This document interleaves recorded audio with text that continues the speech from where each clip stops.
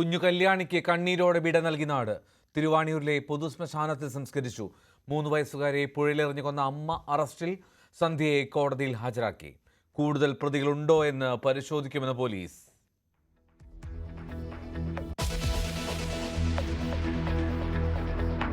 മോഷണക്കുറ്റം ആരോപിച്ച് ദളിത് യുവതിയെ കസ്റ്റഡിയിലെടുത്ത പേരൂർക്കട പോലീസിന് സംഭവിച്ചത് ഗുരുതര വീഴ്ചയെന്ന് കണ്ടെത്തൽ.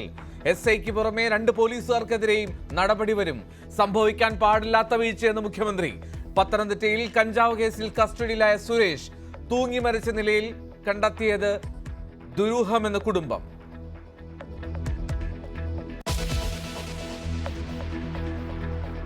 ലോകരാജ്യങ്ങൾക്ക് മുന്നിൽ പാക് ഭീകരത തുറന്നുകാട്ടാൻ നിയോഗിച്ച സർവകക്ഷി സംഘത്തിന്റെ യാത്ര നാളെ മുതൽ.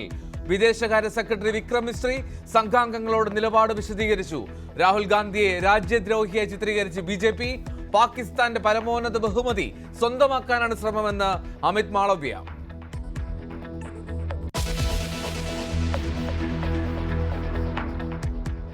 മലപ്പുറത്ത് കൂരിയാടിന് പിന്നാലെ തലപ്പാറയിലും ദേശീയപാതയിൽ വിള്ളൽ. കൂരിയാടിൽ ദേശീയപാത ഇടിയാൻ കാരണം മഴയും വയലിലുണ്ടായ സമ്മർദ്ദവുമെന്ന് പ്രാഥമിക വിലയിരുത്തൽ. 3 അംഗ വിദഗ്ധ സംഘം നാളെ പരിശോധിക്കും. ദേശീയപാത അതോറിറ്റിയുമായി ചർച്ച നടത്തുമെന്ന് മുഖ്യമന്ത്രി. നിർമ്മാണത്തിലെ അശാസ്ത്രീയത നേരത്തെ ചൂണ്ടിക്കാട്ടിയിരുന്നുവെന്ന് PK കുഞ്ഞാലിക്കുട്ടി.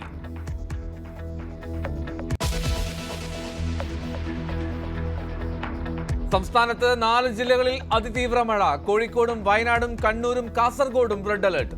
പത്തനംതിട്ടയിൽ തോട്ടിൽ മീൻ പിടിക്കാൻ പോയ യുവാവിന്റെ മൃതദേഹം കണ്ടെത്തി. അട്ടപ്പാടി ചുരത്തിൽ മണ്ണിടിഞ്ഞു. കണ്ണൂർ താഴെച്ചൊവ്വയിൽ വീടുകളിൽ വെള്ളം കയറി.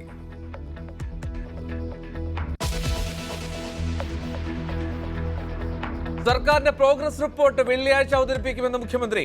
ലക്ഷ്യം ഭവനരഹിതരില്ലാത്ത കേരളം.